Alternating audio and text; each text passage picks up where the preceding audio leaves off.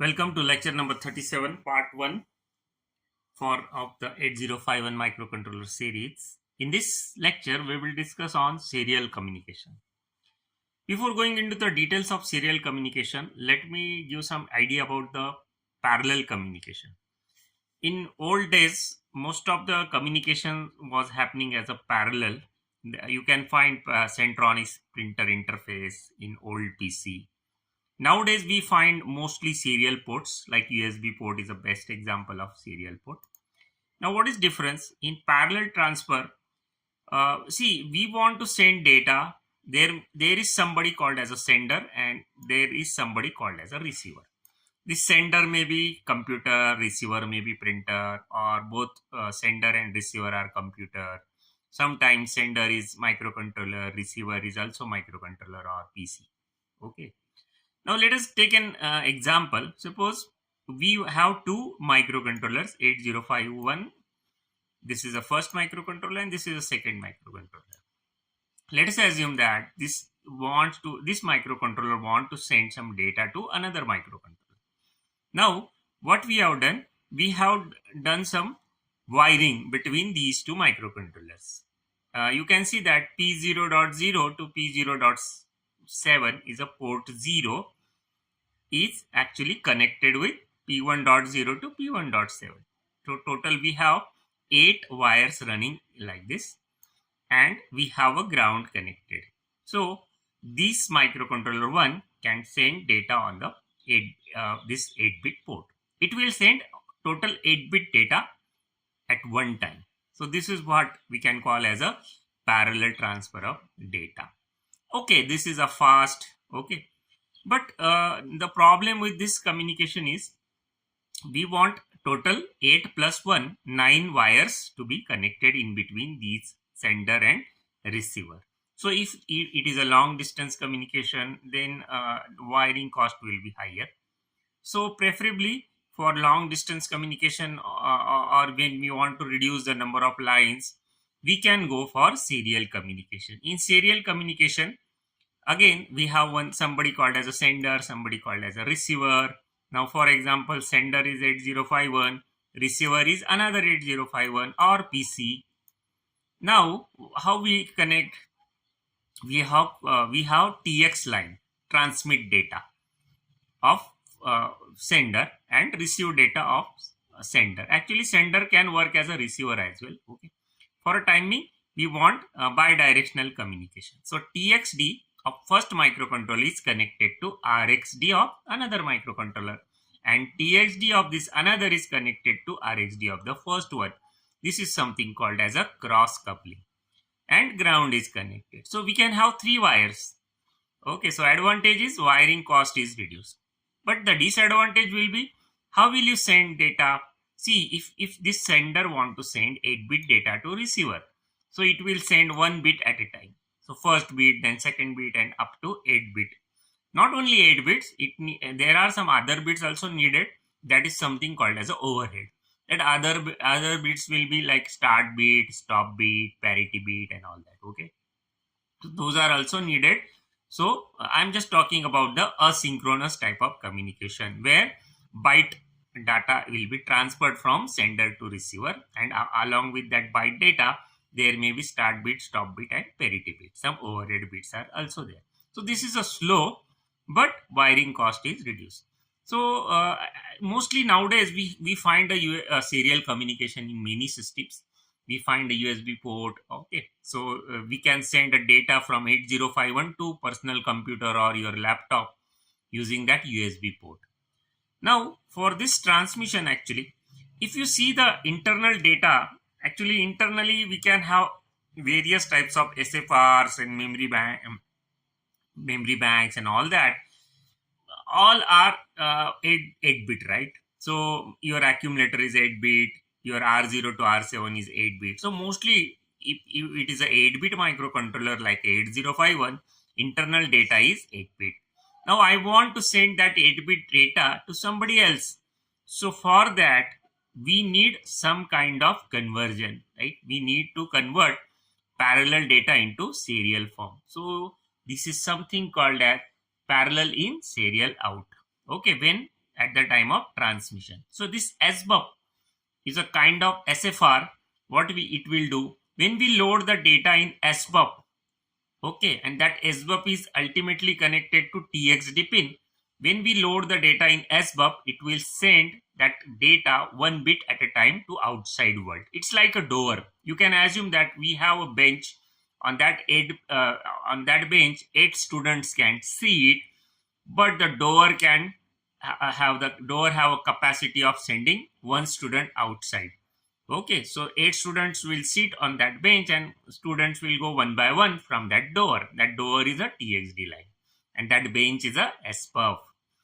Okay, this is about the transmitting data. When we want to receive the data, there is a RxDP. So data will come bit by bit from the outside world and will get collected again into SBUF. So I can say that SBUF has 2 jobs. When we want to send data to outside world, it is like working as parallel in serial out. And when we want to collect data from outside world, it is like serial in parallel out. Now there are some other flags also like RI and TI. Those flags are related to interrupts like a receiver interrupts and transmit interrupts. We'll come into the detail of that interrupts. So right now what I can say, for 8051 we have a facility of serial communication. There is a dedicated serial port and the lines available are TX and RX. TX will be for transmission, RX will be for receiving. And there are some SFRs like SBUF. Then there is one more important SFR is a SCON. SCON is related to what I already discussed is RITI interrupts and modes and all those things. And there is one more SFR which helps in the baud rate, that is a PCON, rather doubling the baud rate. So these are all important SFRs available. Now we'll come into details how to configure SCON, how to send the data serially outside or how to receive the data from outside world. We'll see the programs related to that. But before going into the programming, we need to discuss some basic concepts about the serial communication because that will be needed when to understand the overall what is happening in serial communication. One more important thing, the crystal needed. See, we need to connect a crystal here, XTAL1, XTAL2, as I discussed in the pin diagram and all those chapters in the previous lessons. So the crystal specifically is needed as 11.0592 megahertz because to achieve a standard baud rates. Now we have some standard baud rates for our PC like 9600 and all that. So that standard baud rates can be achieved by a specific crystal to be connected between XTAL1 and XTAL2. Now we'll go for the next topic. So here we can have different ways of communicating on the serial port. The very simple is simplex. Simplex means what? Transmitter and receiver. This is a one-way traffic. Transmitter is sending a data to receiver. Okay, this is a one-way communication. Now full duplex is, you can say, bidirectional communication happening at a given instant. Means the transmitter may be sending, at the same time it may be receiving. Okay, so we can say that this is first computer or first microcontroller, this is second microcontroller, and both are communicating with each other. Okay, the first microcontroller is sending data to second one. At the same time, second is also sending data to first one. Now the difference between half duplex and full duplex is only what? Somebody is transmitter at a given instant. Okay, will only transmit. So, and another fellow will only receive. And at other instant, if this is a transmitter, at that time the first one is only receiver. So transmission and reception is not happening at the same time. It will be happening in intervals. If somebody is transmitter, then it will not receive. Okay, like that. So this is a difference between half duplex and full duplex. Now we'll be mostly talking on the asynchronous, where we transfer single byte at a time. There is one more thing that needs to be studied when you want to go in the more details. That is a synchronous way of communication where block of data is transferred. Okay, but mostly we are focusing on asynchronous. We have UART available, universal asynchronous receiver transmitter in 8051. So we don't need to connect any additional chips from outside. If you study 8085, 8086, we need to have separate USART chips to be interfaced with the microprocessors. But in microcontroller, as we know, it is a single chip solution. We have a inbuilt UART. Okay. Now, one more important thing that needs to be discussed is how the frame is there. Okay. So when I say that 8-bit data is transferred on a serial pin, like suppose this is a TXD pin and maybe connected to RXD pin of some another microcontroller, on this line we can say voltages are transferred. Okay, but in that voltage how many bits are transferred, that is decided by baud rate or bits per second. See here, suppose somebody is transmitting character A, ASCII character A, that is 41H in hexadecimal to another microcontroller, suppose. So frame will look as this is your D0 to D7, only data is here. But apart from data, there is one additional bit, that is the start bit, which is a low, and there is stop bit, which is high. So you need a overhead of some additional bits like start bit and stop bit to understand what is going on the line. Okay. So when you say that it is transferring 8-bit data, actually additional bits 10, total 2 plus 2, that is a 10 bits are transferred on that line. Sometimes there may be some additional bit like parity also, that also needs to be considered for error checking. Now what is parity, I will just discuss. Suppose there is some protocol decided between two parties. See here, we say, when we say that somebody is sender and somebody is receiver, and we want a communication to happen between these two parties, so these two parties have some common agreement between them, that is what known as a protocol. So sender will say that I will send 8-bit data, okay, along with 2 extra bits for stop and start. Receiver also knows how data will come. Then sender say I will send data 9600 bits per second. So receiver should also agree that. Apart from that, sender will say I will add one more extra bit, that is for error checking. Okay, that is a parity bit, and I will send always a even parity, or I will send always a odd parity, some sort of that. So receiver also knows that. That is what known as a protocol. Suppose it is decided between both the parties about the even parity for error checking. Okay, now how it will happen then? So if sender want to send this 8-bit data, okay, now how many ones are there in that data? 5 ones, suppose. And it is decided that the whatever is the data transferred, or one complete transfer, that will be always a even parity. So one additional bit will be added by sender for a parity. That why one here? Because it is decided at even parity. So how many ones are there now? So now it is a quantity as a even. Okay, suppose if data is to be transferred, this is already even parity, then 0 will be added as a parity bit. Now this extra bit will help in a error checking. How it is? Suppose even parity data is transferred from sender to receiver on the line. Okay, when this chunk of 8-bit data along with some additional bits goes on the line, and it is decided that it will be even parity. Suppose these are 3 ones in the data and additional 1 is added to make the parity even, that is 4. Okay, 4 is a even number, and that transmission error occurs and some bit gets corrupted. See, probability mostly 1 bits get corrupted. So if this bit is actually transferred, it is 0, but unfortunately it becomes 1 due to some error, then this party, the receiver, will understand that there is some issue in the transmission. Okay, so in that case, receiver will request the sender to send the you can say that data once again. So this is how parity can be used for error checking. You can have odd parity error checking as well. So this is what we can say. In case of odd parity, how it will happen? See, in that case, suppose odd parity is decided. So here there are 4 ones, so it will add extra 1 here, like that.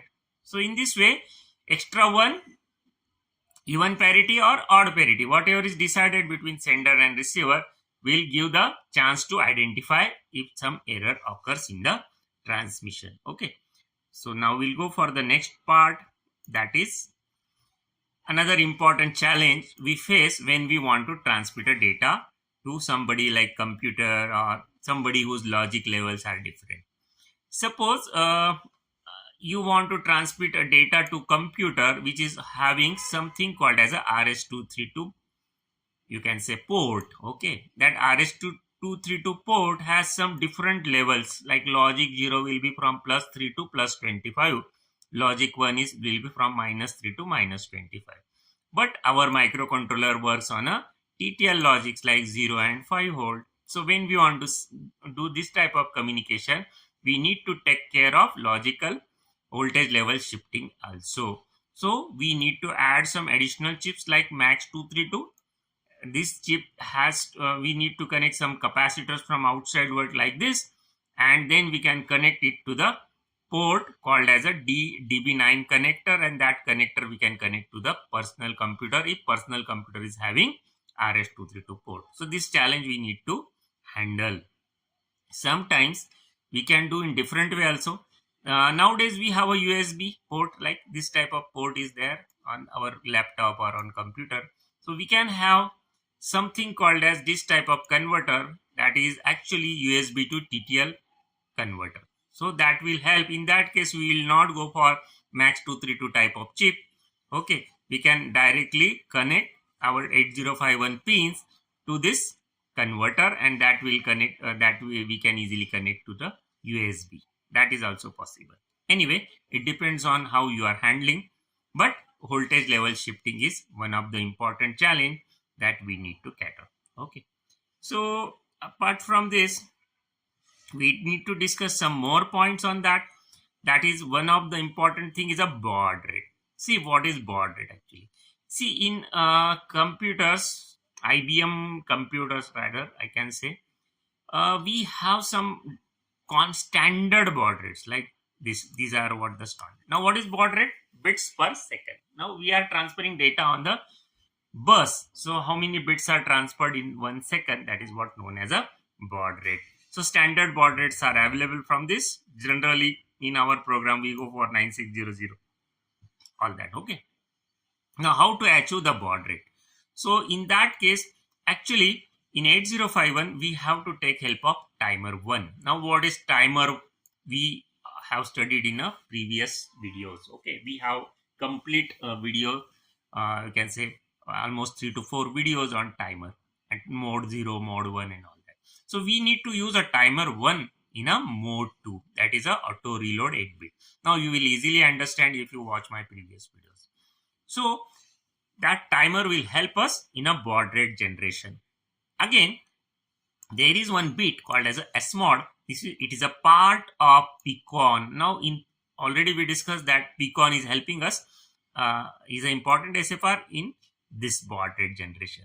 So if this SMOD bit is 0 actually, then baud rate achieved can be extal divided by 12 divided by 32, and again we have to add one, you can say, count into TH, that is more you can say timer 1 TH register. So if we are going with SMOD 0, okay, then if we can have FD, FA, whatever we can add in a TH, and accordingly we can get a different standard baud rates like this. And if SMOD is 1, we can get double baud rates. Okay, with the same TH, whatever we feed in a TH. Now how to achieve that? Suppose we want to have SMOD as a 1, okay, so double baud rates. What we'll do, we can take the PCON value into accumulator, and then we can set a first bit, okay, that is D7 will be 1, so SMOD bit will become 1, and then we'll transfer that accumulator data back to PCON, and then we'll load specific, you can say TMOD as a 20H. Why TMOD as a 20H? Because timer 1 mode 2, and we'll load TH is equal to -3, see this value. Then we can get a baud rate of 19200 like this. Okay, and if we don't do this step, actually by default this bit will be 0. So if for the same set of what you can say value -3, we'll get a baud rate of 9600. So accordingly, I can say that timer 1 is helping us for baud rate generation, and we need to load a specific value in TH1. Okay, and T mod should be timer 1 into mode. Timer 1 should work in a mode 2. Mode 2, that is auto reload. Okay, only timer 1 in mode 2 can help for a baud rate generation like this. So we'll see in more detail when we discuss. If suppose you want to write the same code into C language, how can you do it? I have explained here. So here we are taking contents of PCON to accumulator, then we are ORing with 80. Why we are ORing with 80? Because to make this first bit as a 1, then we again transfer PCON back to the, from accumulator back to the PCON, and then we can write Tmod, TS, TL and start the timer and all that. So for baud rate, only we load a specific value into that TH1 and we start the timer and we forget. But what is to be loaded in TH1? Okay, that is decided by this table. That is decided by what baud rate you want. That is decided by what is mutual discussion between the two parties which are going to communicate. That is what known as protocol is. Okay, so this is about the baud rates and all that. Then one more thing. Now we'll come to the important SFRs. Now already we discussed that SBUF is an important SFR. Okay, for serial communication in 8051, when we want to send a data to outside world, bit by bit, we load a complete byte in SBUF, and then SBUF will put it on a TX line.